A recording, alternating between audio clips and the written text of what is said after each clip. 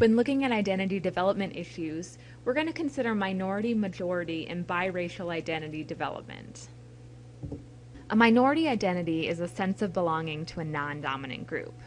Typically, people become aware of these minority identities earlier than majority identities. So, for example, a straight person seldom thinks about their sexual orientation or their sexual identity, whereas gay people are more aware of that sexual identity early on because they recognize that they're different from the majority. Okay, the following 4 stages are the 4 stages of minority identity development. This process isn't the same for all people, so it's not a standardized process. This is the order in which all things must happen for all people. Rather, this is an idea of how it might happen, but again, recognize that people might skip through steps. They might never enter a particular step. This is just a generalized process that encapsulates what a lot of people have said concerning how their minority identities were developed. So in stage 1, an individual has an unexamined identity. So people in this stage know what the majority identity is, and they work to express that identity rather than accept the minority identity that they hold. So for example, gay young people might try to be straight in an attempt to be accepted by their peers. If individuals are doing this, they're likely in this unexamined identity stage. They don't want to learn more about the other cultural group or the minority identity that they belong to because they're choosing not to own it at this stage. They're choosing not to examine that identity, and rather they're choosing to accept the majority group values. Stage 2 then is a conformity stage. And this stage usually lasts until individuals with this minority identity encounter something in the dominant culture that makes them question that culture's assumptions and beliefs. So minority individuals really want to be a member of the dominant group when they're in this stage. They want to be accepted by members of the dominant group because they recognize that they're different. However, sometimes they'll hold negative attitudes towards themselves or towards other members of their minority identity because they're so insistent and they so desperately want that conformity with the dominant group. Stage 3, which is resistance and separatism, usually begins when an individual encounters a negative experience in the dominant culture. So when they experience typically some form of discrimination from individuals in that majority culture, they find themselves moving towards resistance and separatism. So the student traveling abroad realizes that U.S. Americans aren't as accepting as he or she was led to believe. This individual then flips and wholeheartedly endorses the norms of the minority group, all but abandoning the connections that he or she had with the majority group. So they, again, reinforce their own cultural and own ethnic identity rather than adhering to those U.S. American norms that they were trying to accept when they first came to the country. Finally, in the integration stage, people know who they are and they're accepting of other cultural groups as well. So people in this stage get that racism and that oppression happen in our world, and they want to work to try and make that discrimination disappear. So they understand who they are, they're accepting of themselves and their cultural groups, and want to work to make things better for other people. A majority identity, then, is a sense of belonging with the dominant group. So this one's a little more difficult to read. I apologize for that. The printing gets a little tiny when you add the 5th step or the 5th stage in. But one thing to recognize about the 5 stages of majority development is that this isn't a process that describes how individuals have talked about developing their majority identities, but rather it's a process that describes how individuals ought to develop their majority identities. So this isn't based on individuals' lived experiences, rather it's a researcher's interpretation of how people ought to come about understanding their majority identity if they're going to reach that same integration stage that we described before. Okay, so in stage 1 of this model, you again have the unexamined identity, and this stage is identical to the minority identity development model. There is no understanding of the social meanings associated with having a dominant group membership. So in this stage, young boys would understand that they're boys, but they don't necessarily know how being born male would place them at an advantage over being born female. So again, it's important to remember that when you have this majority identity, you're likely to stay in this stage for some time because you're not necessarily recognizing that you're different from the people around you, because the way you look at the world and the way you think about things is what's valued by the world. Stage 2 is the acceptance stage. In this stage, you can have a passive or an active acceptance of a biased ideology. So in this stage, you're not necessarily conscious of your identification with being white or with being male or being straight, being Christian, or whatever privileged identity you're talking about. You don't necessarily, if it's passive, need to be aware of your identification with those groups.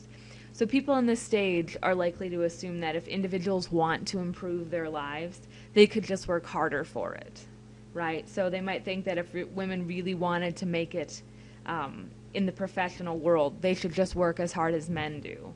They might also see it problematic that gay individuals get to flaunt their gayness in the faces of straight people without necessarily considering all of the different ways in which heterosexuality is flaunted in everyone's faces on a daily basis.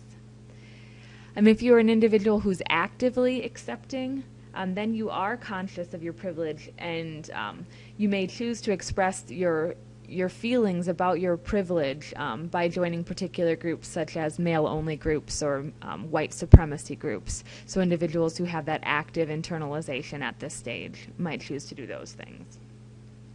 The important thing to remember with the acceptance stage is that some people will never leave this stage. So some people never get past accepting those cultural norms as part of their day-to-day lives and just accepting that they've been programmed to view the world in a particular way. They never really get past that. They are always stuck, not really realizing that the culture has dictated how they look at the world. Stage 3 is the resistance stage, and in this stage the majority individual recognizes his or her privilege, and they stop blaming minority members for their conditions and start blaming their own group. It's an acceptance that their group might be part of the problem. So again, in this resistance stage, people can passively or actively resist. Many people in this stage are embarrassed or they feel guilty because of their privileges, so they attempt to distance themselves from that majority group. In stage 4, majority individuals redefine their identities in ways that recognize their privilege and work to counter the oppression and inequities that exist in the world. So when you get to redefinition, you see that there's some positive things about being a member of the dominant group, and you don't necessarily see that majority identity as something that you should feel guilty about owning.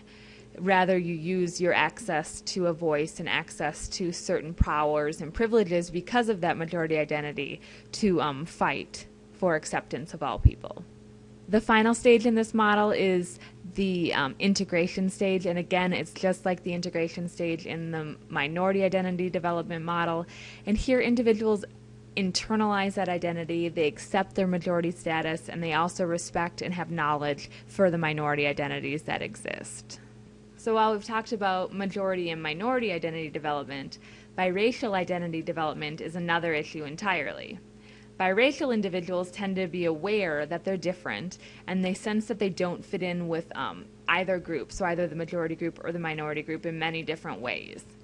Because of this, oftentimes biracial individuals struggle for acceptance. Some might feel that they have to pick which cultural group they belong to, so they have to decide, are they going to be white or are they going to be black?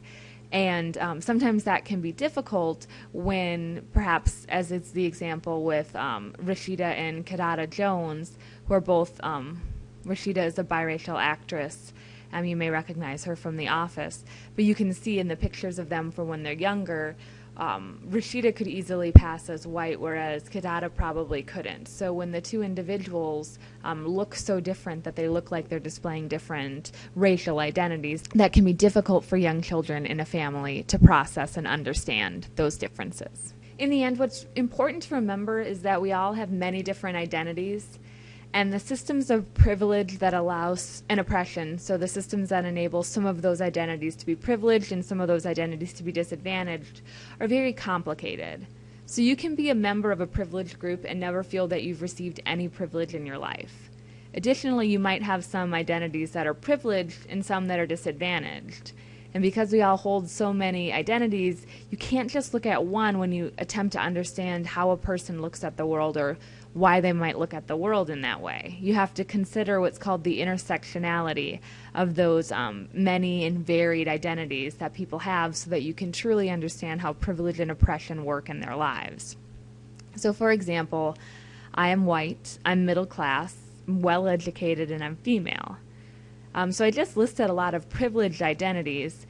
So sometimes it's easy to dismiss the fact that I'm female and that that's an identity that can many times be associated with oppression or with being disadvantaged. So my example of how this operates, in my life at least, is that both my husband and I teach college classes, but I have a PhD and my husband does not. Now, when students are interacting with us for the first time, students oftentimes address him as Dr. Knudsen. So they assume that he has that advanced degree, and without looking up any information about him online or anything, send that email to Dr. Knudsen. Whereas when I get emails from students for the first time whom I haven't interacted with, a lot of times those emails are addressed to Ms. Knudsen or Mrs. Knudsen, right? So I don't get the benefit of getting that title given to me. So the assumption is I don't necessarily have a PhD even though I'm teaching a college class. Another way it happens is when I list my name at the end of an email as Chris Knudsen, PhD, people will generally use he to refer to me or him to refer to me in an email. So a lot of times people will assume that I'm a man when I don't have Christine in the email, but Chris Knudsen in the email, but I've listed that I have a PhD. So again, I have a lot of privileged identities, but at least one of those identities does place me at a disadvantage. But again, it's important to remember that even with this disadvantaged identity that I own, I have so many privileged identities associated with that that my life is likely to look very different from a different woman's life. So a woman who was different racially or had a different access to education or a different class standing.